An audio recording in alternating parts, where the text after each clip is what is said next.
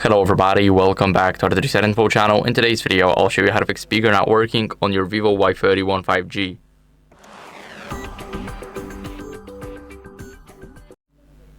So first, what you guys want to do is go over and check the volume levels in the settings.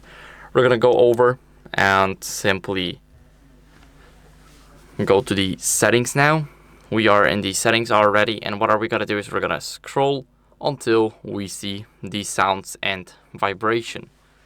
Here, what are we going to do is we're going to make sure that the media volume is turned not all the way up, but make sure that it is turned to a high volume, just like my setting. And what are we going to do next is we're going to clean the speaker grill with a soft brush.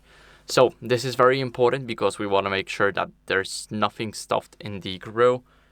As you guys can see, we got it right here at the bottom where the charging port is. And make sure that you clean it thoroughly so that there's nothing you can be basically scared of. So after cleaning the speaker grill, what are we going to do is we're going to disable the Bluetooth to make sure that audio is not rerouted and that no other devices are connected into our phone, because we don't want any other Bluetooth device to steal our audio. So we're going to go over, now we're going to go and scroll up to Bluetooth. And we want to make sure that Bluetooth is disabled. Now, after disabling the Bluetooth, what are we going to do is we're going to restart the phone. So we're going to press the power button and the volume up button at the same time. Tap restart. And now the phone is restarting itself.